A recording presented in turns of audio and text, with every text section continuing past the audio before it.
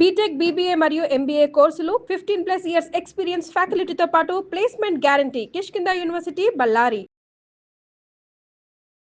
అంటే తర్వాత మీకు ఇచ్చినది కూడా మీకు ఎంతో మీకు బాగా గో సంరక్షణ ఇష్టమైన అంశం. యువత అంటే మీకు చాలా ఇష్టము. మీకు చాలా ఎంతో ఇష్టమైంది అంశమే మీకు వచ్చింది అనుకోకుండా. అవునండి, అవును. ఇది మీ మనసుకి ఇష్టమైన అంశం. చెప్పాలనుకున్న అంశానికి దానికి ఒక అధికారికమైన ముద్ర పడింది అంతే. అవును, అవును కదా. అవును. సో అయితే మన ఈ పెంపకంలో యువతను బాల్యులను పిల్లల్ని తయారు చేసే క్రమంలో పెంపకం కూడా చాలా ఇంపార్టెంట్ కదా. అవును, అవును. అక్కడ కూడా ఇప్పుడు ఒకప్పుడు వాతావరణం లేదు కదా, లోపం జరుగుతోంది కదా. అవును. సో దాన్ని మనం ఎలా అధిగమించాలి? అది తల్లిదండ్రులకి సహజంగా భగవంతుడిచ్చిన గొప్ప వరం ఏమిటంటే పిల్లలలో అంతర్లీనంగా ఉన్నటువంటి నైపుణ్యాన్ని గుర్తించగలిగిన లక్షణం ఉంటుందండి.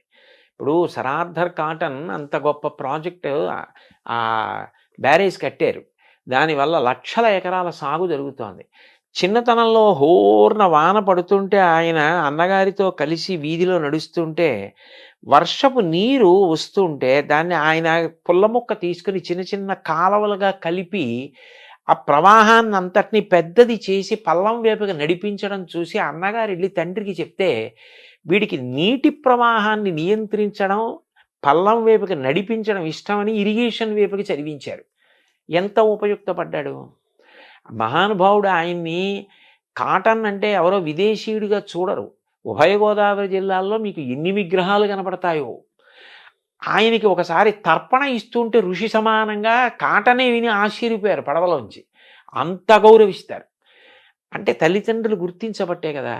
రవీంద్రనాథ్ ఠాగూర్ గారిలో చిన్నప్పటి నుంచి కవిత్వం మీద ఆసక్తి ఉందని దేవేంద్రనాథ్ ఠాగూర్ గుర్తించి కవిత్వం వ్రాయడానికి అవకాశం కల్పించబట్టి కదా సాహిత్యంలో నోబెల్ ప్రైజ్ వచ్చింది. తల్లిదండ్రులు ఎంతసేపు వీడు ఇదే కావాలి అన్న ఆలోచన కాకుండా పిల్లల్లో అంతర్లీనంగా ఉన్న నైపుణ్యాన్ని గుర్తించగలిగితే ఓ చిట్టిబాబు గారు లాంటి వైణికుడు వస్తాడు, ఒక బాలమురళీకృష్ణ గారు లాంటి గానగంధర్వుడు వస్తాడు, ఓ ఘంటసాల వెంకటేశ్వరరావు గారు వస్తారు, అట్లాగే ఒక గొప్ప శిల్పి జక్కన లాంటి శిల్పి వస్తాడు. వాళ్ళకి అసలు అనేక విషయాలు పిల్లలకి చూపించి వాళ్ళ అనురక్తి దేని వైపు నిలబడుతోందో అటువైపు ప్రోత్సహిస్తే మళ్ళీ అన్ని రంగాల్లోనూ వృద్ధి ఉండాలి కదండి. ఇప్పుడు ఆంధ్రదేశం అంటే ఒకప్పుడు విశ్వనాథ సత్యనారాయణ గారు, గుర్రం జాషువా గారు, కొప్పరపు కవులు వాళ్ళందరూ రాసిన గ్రంథాలు, ఆ పద్యాలు, పుస్తకాలు ఎంత చెప్పుకుంటాం. అట్లాంటి కవులు రావాలి, గాయకులు రావాలి, వైణికులు రావాలి, సంగీత విద్వాంసులు రావాలి, రచయితలు రావాలి. చిన్న కథలు తెలుగుదేశానికి పెద్ద ఆస్తి. ఆంధ్రదేశానికి చిన్న కథ అంటే అంత గొప్పది. శ్రీపాద సుబ్రహ్మణ్య శాస్త్రి గారు చిన్న కథలు రాసేవాళ్ళు రావాలి. ఎవరిలో ఏ నైపుణ్యం ఉందో గుర్తించగలగడం తల్లిదండ్రులకే సాధ్యం. మొదట వాళ్ళకే తెలుస్తుంది. అంటే ఇప్పుడు ఆ వాతావరణం మారుతుంది, స్కూల్ వాతావరణం మారుతుంది, ఆటలు పోతున్నాయి, కళలు పోతున్నాయి, సంస్కృతి మిస్ అవుతున్నాం.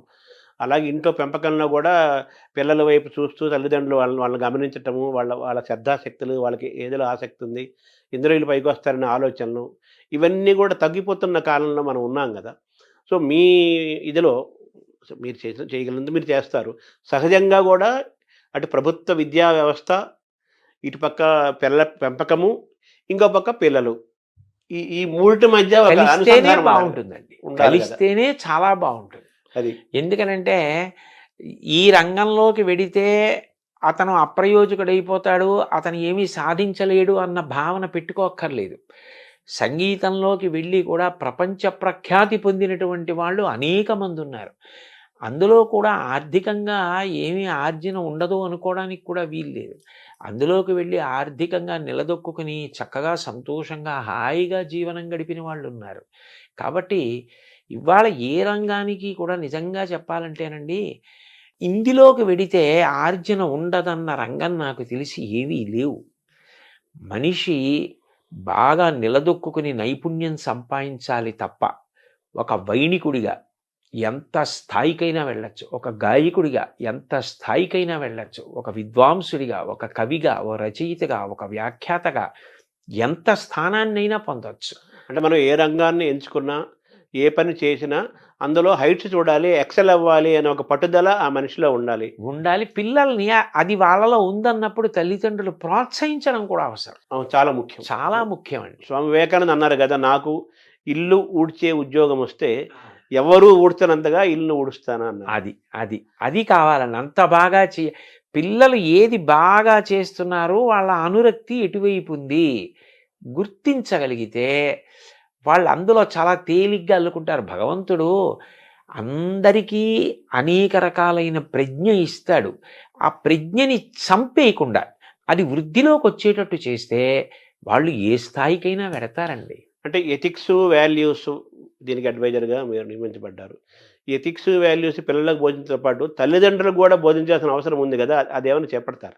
ముఖ్యం ఒక్కడి నుంచి స్టార్ట్ చేయాలంటున్నారు. తప్పకుండా అది పిల్లలకి చెప్పేటప్పుడే ఇప్పుడు మీరు అడిగిన ప్రశ్నకి జవాబుగా నేను చెప్తున్నది ఏదుందో అది తల్లిదండ్రులందరికీ నేను చేస్తున్న ప్రార్థనే. పిల్లల విషయంలో వాళ్ళకి దేని మీద అనురక్తి ఉందో దాన్ని గమనించండి. ఆ అనురక్తి వైపుకి వాళ్ళని నడిపించడం చాలా తేలిక. అట్లా నడిపిస్తే వాళ్ళు వృద్ధిలోకి వస్తారు. బాబుగారు చిన్నప్పుడు బొగ్గట్టుకుని బొమ్మలు గీస్తే వాళ్ళ అమ్మగారు ప్రోత్సహిస్తే కదా అంత గొప్ప చిత్రకారుడు అయ్యారు. ఎవరు దేనిలో ప్రఖ్యాతి వహించడానికి అవకాశం ఉందని అనుకుంటున్నారో దాన్ని ప్రోత్సహిస్తేనే వాడు ఆ రంగంలో నిలదొక్కుంటాడు. అంతేగాని ఎంతసేపు నువ్వు ఇదే కావాలి, ఇదే కావాలి, ఇదే కావాలని మోసపోసినట్టుగా కోరుకుంటే వివిధ రంగాలలో ప్రజ్ఞావంతులు ఎక్కడి నుంచి వస్తారండి? అంటే మీరు ఏర్పాటు చేసే సమావేశాలు కానీ లేకపోతే వీటిల్లో క్లాసెస్లో కానీ తల్లిదండ్రులు కూడా మీరు ఆహ్వానించాలి. అయ్యో, అనేక సందర్భాల్లో తల్లిదండ్రుల్ని కూడా కూర్చోపెట్టడం, తల్లిదండ్రులు ఉన్న సభలకి ప్రత్యేకంగా వెళ్ళి మాట్లాడడం కూడా ఉందండి. అట్లా కూడా నేను మాట్లాడిన సందర్భాలు ఉన్నాయి. ఉపాధ్యాయులు, తల్లిదండ్రులు వీళ్ళ యొక్క పాత్ర చాలా ప్రధానమైంది కదా, యువత బాల్యులు మంచి తయారవ్వాలంటే. వాళ్ళందరినీ కూడా మీ చేసే వర్క్షాపులు కానీ రేపు భవిష్యత్తులో చేయే కార్యక్రమాల్లో వీళ్ళందరినీ తప్పనిసరిగా తీరాలి, కలిపే ప్రయత్నం మీరు తప్పనిసరిగా చేస్తారు. అయితే ఇప్పుడు ఎథిక్స్, వాల్యూస్ అన్నారు. ఈ మాటలు వినడానికి ఇప్పుడు ప్రస్తుత కాలంలో ఇవి చాలా బరువుగాను, పెద్దగాను, సత్యదూరంగాను అనిపిస్తున్న మాటలు కదా. విలువలు ఏమంటున్నారు, ఎథిక్స్ అమ్ము అది అంటున్నారు. ఇది ఛాలెంజ్గా లేదా? దీన్ని మనం మళ్ళీ సొంతం చేసుకుంటాం? లేదండి, నిజానికి. ఎందుకంటే మీరు ఒక్కటి ఆలోచించండి, మిగిలిన ప్రాణులన్నింటికీ కూడా ఒక్కటే ధర్మం, పశుధర్మం అంతే. దానికి నీతి పాటించాలి, నియమం పాటించాలి అని చెప్పలేరు. ఒక పెద్ద పులికి ఆకలేస్తే నిండు గర్భిణి అయి అప్పుడే ప్రసవిస్తున్నటువంటి ఒక లేడిని కూడా చెనకి తింటుంది. అది దాని ధర్మం. దానికి అహింస, దయ బోధించలేరు. మంచి గుణములన్నీ ఉండి తీరవలసింది ఎవరికి అంటే మనిషికి. మీరు ఒక్కటి ఆలోచించండి, నీతి అన్నది ఒక్కటి విడిచిపెట్టేస్తే ఎవరికీ భద్రత ఉండదు. ఎందుకనంటే ఏ క్షణాన ఎవరు ఎవరిని కాటేస్తారో, ఎవరు ఎవరిని మోసం చేస్తారో తెలియని పరిస్థితి ఉంటుంది. అభద్రతాభావం అన్నది ఉండిపోయిన నాడు, శాంతి లేని నాడు, ఎవరు ఎంత చదువుకున్నా, ఎవరు ఎంతంత పదవులలో ఉన్నా దాని వలన ఏది ప్రయోజనం? ఏదీ లేదు. తాను ప్రశాంతంగా ఉండవలసింది, అందరినీ ప్రశాంతంగా ఉంచవలసింది మనిషి ఒక్కడే. ఆ మనిషి అన్ని జీవులు ప్రశాంతంగా ఉండేటట్టు చేయడం నీతిని పాటించడం ద్వారానే. అది పాటించడం వల్ల అంత పెద్ద ప్రయోజనం ఉన్నప్పుడు అది బరువు అవ్వవలసిన అవసరం ఏముంది?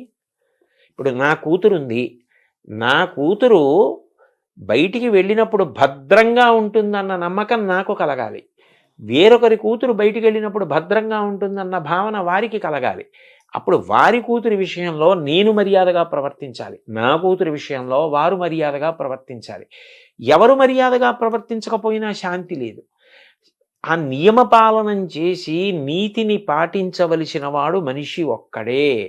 ఎందుకనంటే ఒక ప్రాణి వేరొక ప్రాణి యొక్క విభూతిని వాడుకోదు. మహా అయితే ఆహారం కోసం తింటుందంతే.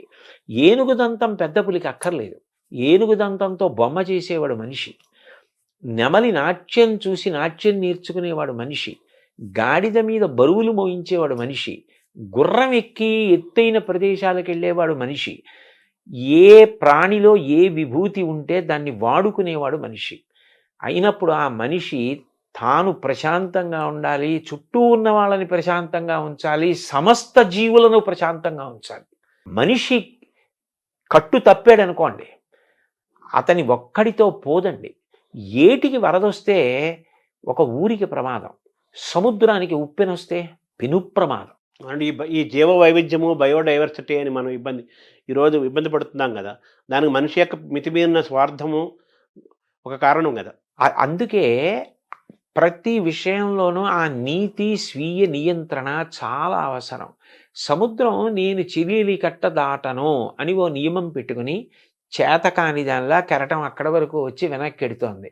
సముద్రం నేను ఎన్నాళ్ళు ఇలా ఉంటాను, ఏడాదికి ఒక్క 2-3 రోజులు నా ఇష్టం వచ్చిన చోట ఊళ్ళోకి ఎడతానంటే, అన్నేళ్ల నుంచి అలా నియమానికి సముద్రం కట్టుబడి ఉన్నప్పుడు కట్టుబడ్డానికి మనిషికి ఎందుకు కష్టం? అంటే ఒక్క మనిషి తప్ప మిగతా ప్రకృతి జంతువులన్నీ కూడా సహజంగా ప్రవర్తిస్తున్నాయి, మనిషే మారిపోతున్నాడు కదా.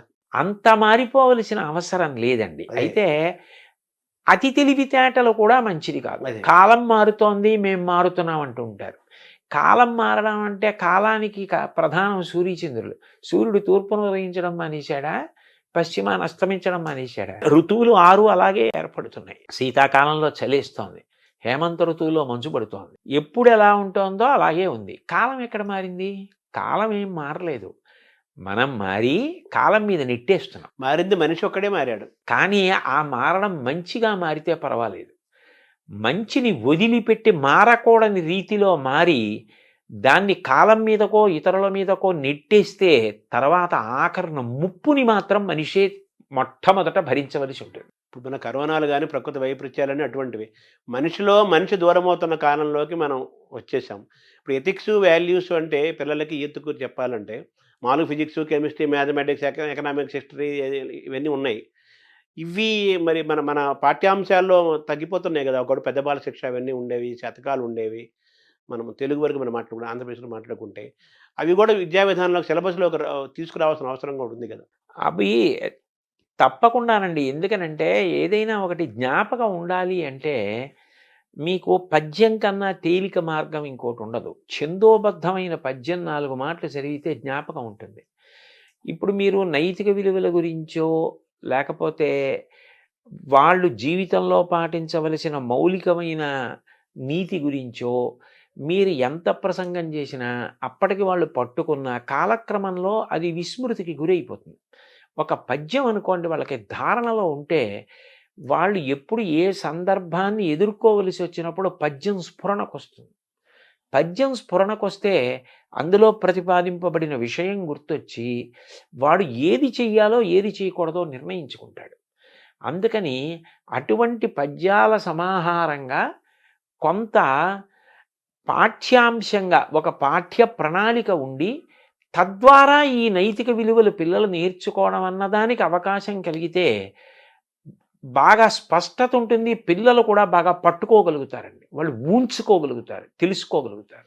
అంటే ఇటువంటి విద్యా విధానం రావాల్సిన అవసరం ఉంది కదా, దాన్ని దూరం అవుతున్నాం కదా ప్రస్తుతం ఉన్న వాతావరణం. అది దిద్దుకోవడమేనండి. అదే దాన్ని దిద్దుకుని ఏది చేస్తే పిల్లలకి మంచి జరుగుతుందో అది చేస్తే సరిపోతుంది.